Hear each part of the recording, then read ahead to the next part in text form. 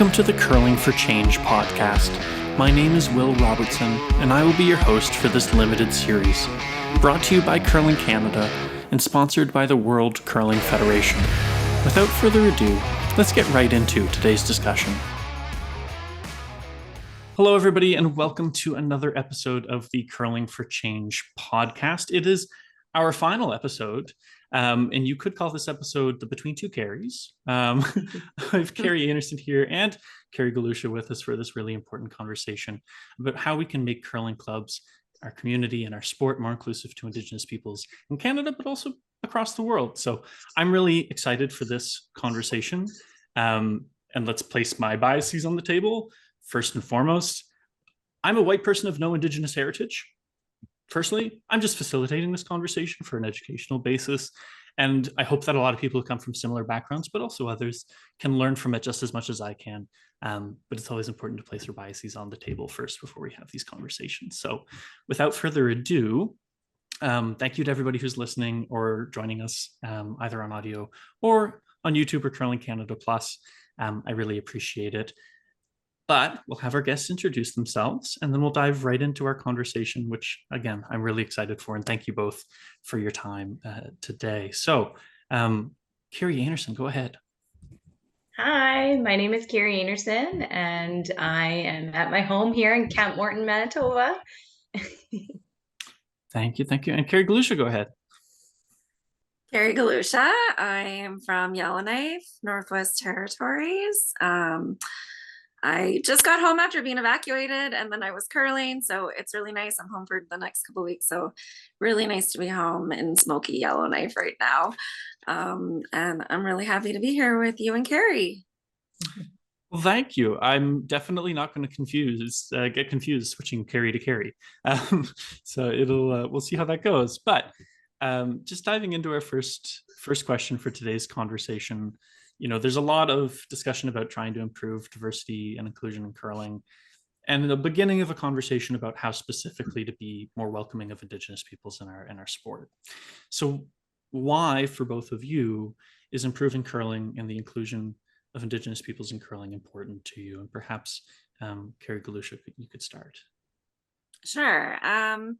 I mean, it's important to me. I'm Indigenous and I'm a curler. So I'm involved in other sports as well with my daughter, Sydney, who's also Indigenous. But I see firsthand the low Indigenous representation and not only curling in all sports. And it's really concerning. And I feel like everybody should be concerned about it because it's not good. So I feel like everyone needs to do better in sport. Sport can improve someone's life in so many ways. And I think it's important to provide that opportunity to Indigenous people and youth, just to try the sport of curling. So how do we do that? How do we get them into the sport of curling? That's the $1 million question that nobody really knows, but everyone talks about it. So, it'd be nice to try to figure out how we do that. Yeah, absolutely. And it's always difficult trying to figure out those answers to those questions. And I've spoken to a lot of folks who are struggling with those exact similar kind of conversations in their own rights in their own communities. Kerri Einarson, why is this conversation important to you? It's important to me because I am also Indigenous, and there is such a high community of Indigenous peoples in Canada, and sport. It just brings you so close together, and you get so many opportunities, and also it's just I want it to be welcoming, to welcome anywhere. You know what I mean?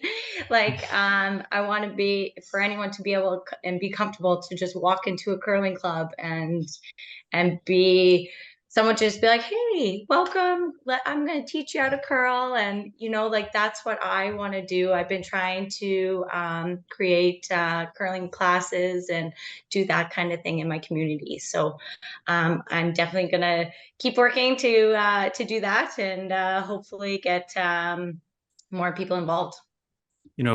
As you mentioned, how can curlers and curling clubs try to take these steps to make curling a more inclusive space to Indigenous communities and Indigenous peoples is something that a lot of folks have struggled with. So I just wanted to dig into, what are some of those steps that we can take, maybe in your experience, that can make those spaces more inclusive to Indigenous peoples in Canada. Maybe Kerri Einarson, if you wanted to start. I would say educating yourself. I know for myself, I knew that I've always been Métis, but I never really knew a whole lot about my background, and I'm still learning. My dad is Métis, and unfortunately, his family all died of a young age, and so we never really got to know that side. So that's what I've been doing is working with Métis Federation. They are a huge sponsor of myself and Team Einarson, and we're truly blessed to be able to have their support. And I've been working with them closely on educating myself and also even my girls too. And so we're going to keep learning and doing our best and creating a culture for everyone. And that's I've been working with them as well to develop curling camps. So if we could definitely do that and work with the curling clubs to adapt and bring the awareness of this, I think that could do good. Yeah, for sure. Kerri Galusha. Yeah, I have a similar answer to Kerri. So I'm really glad we're on the same page with this, because if you've ever talked to me about inclusivity before, the first thing I always say is you need to educate yourself. Everyone needs to educate themselves. I feel like everybody needs to have better knowledge of Indigenous issues, such as residential schools, which has hit the news more so the last couple of years, which finding, unmarked graves, which is awful, but it also helped bring awareness. I've had more and more conversations with fellow curlers and even friends about the issues. So it's a start, but there's still a long way to go.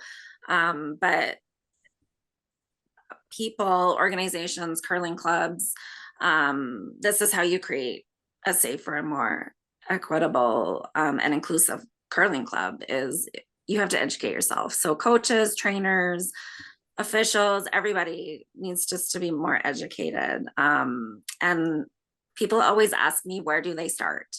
And I always say, read the TRC calls to action. There's 94 of them. There's a lot of them, but if you want to just go to the sports section, there's 5 of them. Numbers 88 to 92, I believe.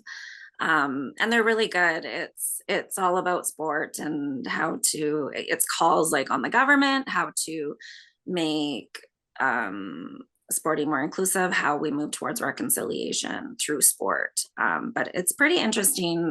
It's a bit of a tough read, but that's where I always send people to start. I also think organizations, even Curling Canada, not even just curling clubs, start from the top. They should have inclusion strategies and benchmarks that they can track. This can be in Curling Canada themselves, brought down to clubs, organizations, but we definitely need to learn to reduce the barriers to have more sport participation. Yeah, that's it. Yeah, for sure, and a really good point. And just on that education point in particular, it's to your point, it goes beyond just those moments of significant trauma or significant events in the news, or when these kind of larger moments come across in kind of our society.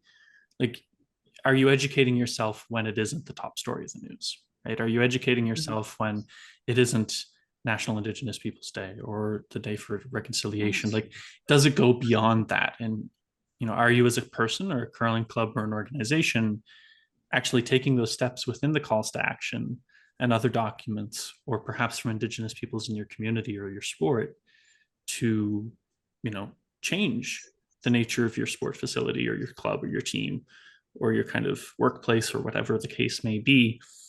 Or are you educating yourself on a personal basis so that you can understand a little bit more and maybe change your habits or how you interact with those communities a little bit more, rather than just, oh, this came in the news, it's a really big deal, now I must educate myself, right? Which is a starting point and is important, but going beyond that is kind of the step that at least we have to get to. And to your point about the calls to action, if we're going to talk about what needs to happen to make sport more inclusive to Indigenous peoples, well, maybe hearing from them directly, as you just spoke to eloquently, but also as those calls to action guide us, maybe following those is a pretty good step, right?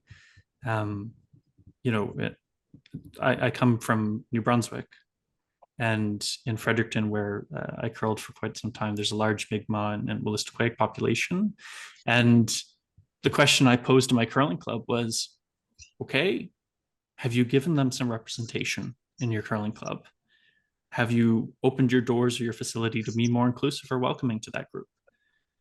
Maybe we should think about that, or ways to do that, and starting those conversations. So I really appreciate the point on that education piece as well. Moving further to your individual experiences, and both of you are Indigenous in your own rights, and both of you have been curling rather competitively and in the world stage, but also at the national stage for a long time now. It's fair to say. And a lot of our Canadian audience will be very familiar with you both.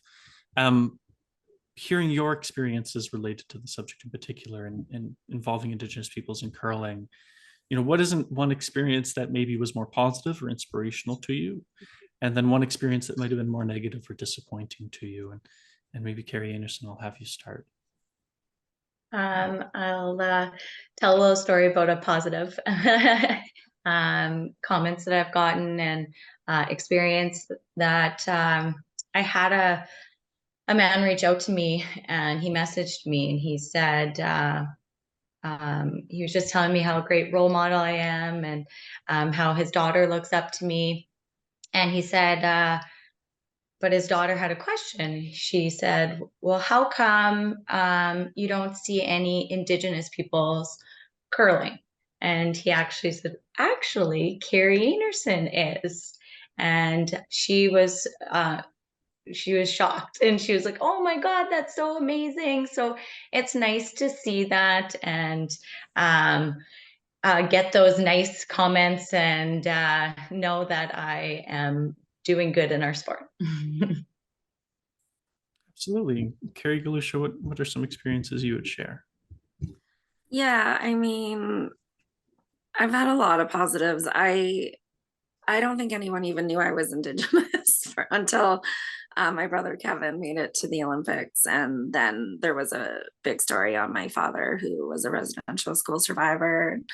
Then it became better well known that we were an Indigenous family, because I don't look Indigenous, but I am. So I've had different experiences growing up, for sure. But the one experience that was really amazing for me is there used to be something called the Aboriginal Curling Championships, and it was in Saskatoon. And I went one year with some Gwich'in ladies from Yellowknife, and it was so fun, and it was so cool to be around all these Indigenous curlers. And there were so many teams. There was men's and women's. My brothers were there as well. My dad was there, my mom was there watching, and it was just so neat to be surrounded by so many Indigenous curlers.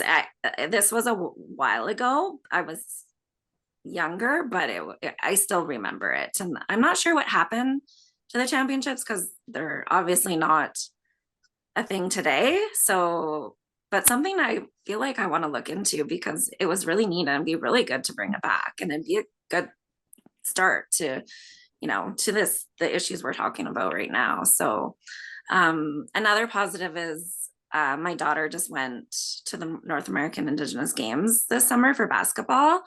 And I didn't know a lot about the games before. One of my teammates, Shona, went as a canoe coach one year, so I knew a little bit about it. But it was so neat to see my daughter go and surrounded again by Indigenous athletes. It was summer games. And so now I'm sitting here wondering, why aren't there winter games for North American Indigenous games? So it'd be really neat to see, some curling in that respect. I feel like that'd be really hard to take on, but it's something,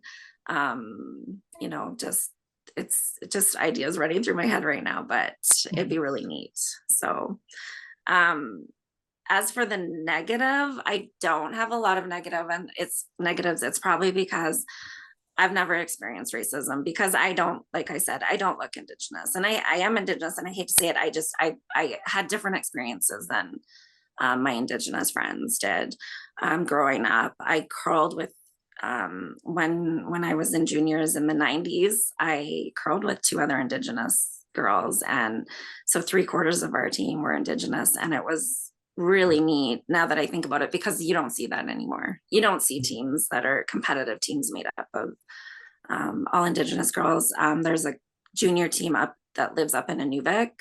A lot of them are Indigenous, so that my daughter plays against. So that's really great to see. But in Yellowknife, it's just not like that. So how do we change that? Yeah, and it's certainly some kind of big suggestions there, kind of the on the macro side of it in terms of North American Indigenous games, but also hi curling Canada. Maybe there's a chance to facilitate some curling from an Indigenous perspective again, as you said. Maybe there's a opportunity there for a national championship of some description.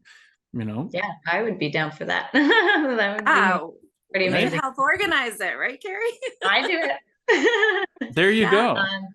As for a negative thing, I've I've only recently, I guess, came out that I was Indigenous, and I've never experienced it before, but it was an awful feeling to actually feel it last year at Worlds. It was heartbreaking. I didn't know that feeling it's not a great feeling.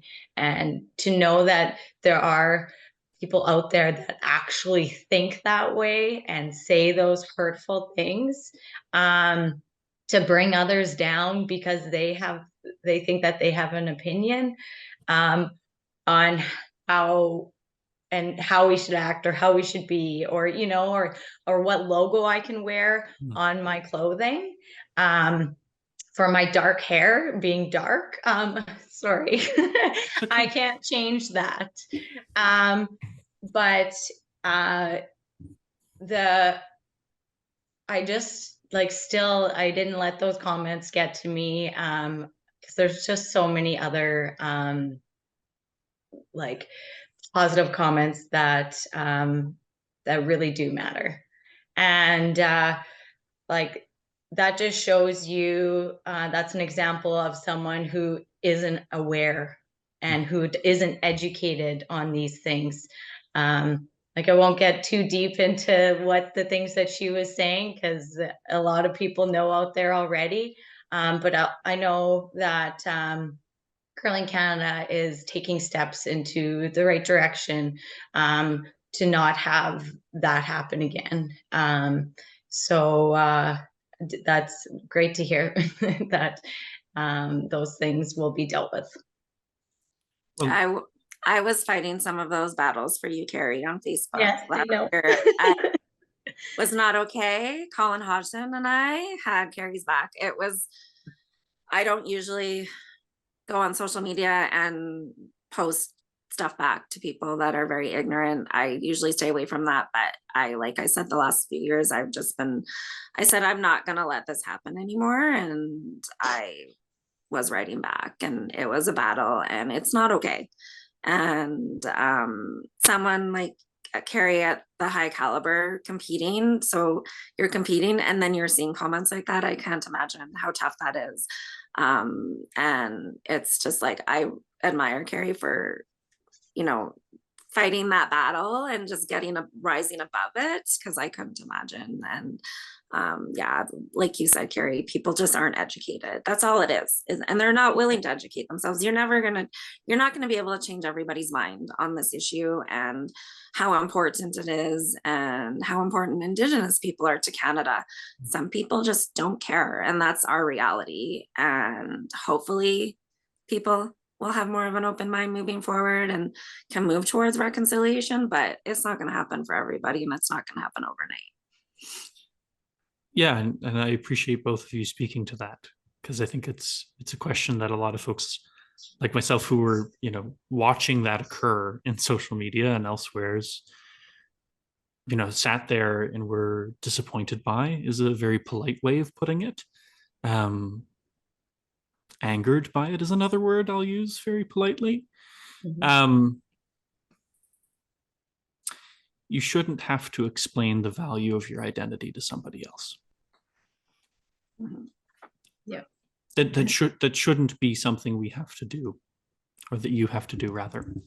I've never had that experience, and I can't speak to that, of course, but to watch some of that vitriol be directed at you in particular in that instance was disappointing. And as you rightly put, I'm glad to see there's action being taken on it. And I think I won't necessarily dig into that because, as you said, it's been addressed rather thoroughly. But I think Chelsea Kerri and I also spoke about this on our sexism and curling discussion as well, of how she felt watching that happen as well, and being on the sidelines and trying to support you in that moment too. But if I could just ask of maybe of both of you have touched on not being visually Indigenous presenting, is perhaps, maybe that's not the right way of saying that, but I've had some friends over my life who've been in similar respects in terms of being Indigenous, but you wouldn't look at them and go, yes, stereotypically. I've known folks like that. And I maybe want to ask the question of what it was like. I guess I can relate as someone of in the queer community, where when someone notices your sexuality and didn't know before, and you have to explain to them, this is what this means and this is what that is, it can be a very difficult moment and a very complex conversation. And sometimes you're met with different reactions. Perhaps if both of you could talk to, what is it like when the curling community finds out, you're Indigenous, and there's a positive reaction to that, as both of you spoke to, that can be very beautiful and empowering and encouraging for the future in particular. But there's also a negative side to it as well that both of you spoke to. What is that like to have that moment, particularly in both of your cases, when you're already on a national stage in a pretty significant spotlight? Maybe Kerri Galusha, if you wanted to speak to that a little, if that made sense. Yeah, it makes sense. When people find out I live in Yellowknife. Everyone in Yellowknife knows I'm Indigenous. So it's more obviously when I go travel down south, and like I said, it's a bit more well known. Sometimes people don't even know I'm a Cooey. They don't even know I'm Kevin and Jamie's sister. So but when they find out, they're always like, oh, okay, and so you're Indigenous. And it's always positive, and especially the last couple of years. Last year we designed hoodies and wore them at the Scotties. Or we didn't design it, sorry. An Indigenous youth from Inuvik designed our hoodies for us, and that also gained a lot of attention, and it was very positive. I haven't had a lot of negatives, like I said. So I also haven't been on the same stage as Kerri, the world stage, where every single person in the world is watching you curl. Like, I haven't experienced that. I haven't been Team Canada, so I can't even really speak to what Kerri went through, other than just trying to support her and educate people. So, but yeah, I think for me, the positives have really pushed me to speak out a lot more. So I'm thankful for that. Yeah, thank you. Kerri Einarson, what would you speak to that? Yeah, I definitely Just yeah, like I said, coming on the last few years that I am, and I get a lot of positive feedback as well about being Métis, and I know that like Curling Canada has done a really great job of including Indigenous culture in the opening ceremonies and closing ceremonies, and um, at the trials, like that was amazing being wrapped in that blanket. I still have that, and it's amazing and super comfy, um, and just seeing that, it definitely makes me feel I'm so honored with my culture and my background, and so I definitely want to keep helping and in any way I can to bring awareness to this, and keep educating myself and others. So my girls and I and my husband's also Métis, so we're he's even educating himself as well. So it's definitely a work in progress, and it will be for everyone, but I hope it keeps going in the right direction. Yeah. Sorry, can I just say something? I remember watching that ceremony that Kerri talked about, and I was shocked. I was like, wow. I had tears. I thought that was amazing that Curling Canada did something like that. It was amazing to watch. And even at the Scotties and the Briar with the land acknowledgements, I think that's really important. Um, so it is, like Kerri said, it's great to see that Curling Canada is stepping up, because our clubs and curlers aren't going to do anything until Curling Canada takes the lead on it. And I had this chat maybe a year or two ago on a different podcast, and I said it all lies with Curling Canada. They're the leader. They're the ones that need to show that they're changing and growing, and they're more diverse before our clubs and our curlers will follow. And so I think it's a good start that Curling Canada has done that. Yeah, absolutely. And I appreciate the comment on that ceremony as well. Like myself and some of my teammates were there, and I believe my mother was there with me as well. And we all said the same thing of like, wow, that was impactful even to myself. As I mentioned earlier, I have no Indigenous heritage, but it was beautiful to see that recognized in that way on such a stage as well. And, you know, to have the entire thing televised as well, because some, from the back end may see that sometimes that's a really long closing ceremony to put out there, but credit to everyone for ensuring that the full thing was there and the reasoning why and how important it was on full display. And so, yeah, I really appreciated that as well. So just moving on to our last question, and thank you both for speaking to those experiences very, very powerfully as well. I appreciate it. So as the curling community puts more emphasis on diversity, equity, inclusion, tends to be a bit of a buzzword, but as we look forward to that kind of progress, what is one thing in particular you want our listeners to take from this conversation going forward? Maybe Kerri Einarson, I'll start with you. The one thing I really want for people to just be open and willing to adapt if necessary. We all are trying to do our very best, and I know I am, and I'm trying to bring awareness. So I'm just hoping that everyone else that is willing and open to doing that, it's a really great start for everyone. So let's just keep doing a good job of that and supporting each other. Absolutely. And Kerri Galusha, what's your one lesson to our folks listening? Yeah, I mean, I'm going to sound like a broken record, but again, like I said earlier, I just want people to educate themselves. This is the only way we can move towards reconciliation. There's so many books and even movies. Even I struggle reading the books on residential schools and people's experiences. It's really hard for me to read. A lot of my friends read them. They watch the movies. I struggle doing it. I try, but it's hard. Look at the TRC calls to action. Learn, just keep learning. Then we can create a more diverse and inclusive curling world. Incorporate anti-racism programs in your clubs, just learn and educate yourself. It's just so important. And like Kerri said, stay open and just learn. We don't have all the right answers, but like hopefully our sport can move towards being more inclusive. Absolutely. Yeah. And Kerri and I are just trying to be voices for us Indigenous peoples out there. So let's just keep doing a good job of that and hope it goes in the right direction. Yeah, exactly. Yes.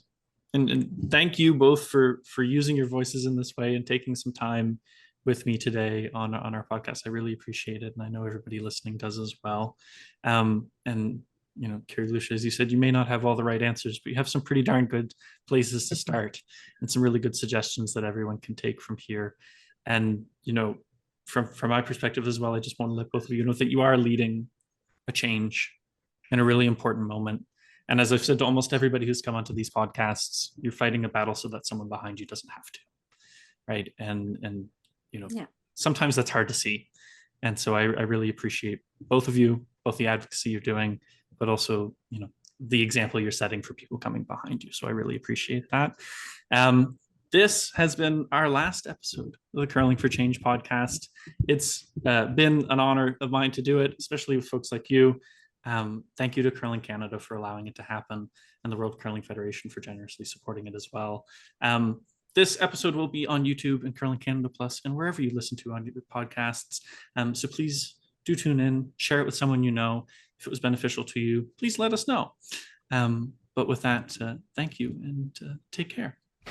Thank you for watching this episode of the Curling for Change podcast, brought to you by the World Curling Federation and presented by Curling Canada. My name is Wil Robertson, and I hope you've enjoyed this episode. And if you have, please do consider giving it a like, a share, or to subscribe on YouTube for future episodes. As always, you can find it in video every Wednesday at 4 p.m. Eastern on Curling Canada Plus and on audio format wherever you find your podcasts, and will always come out for free on YouTube a week later. Take care, and I hope to see you in the next episode.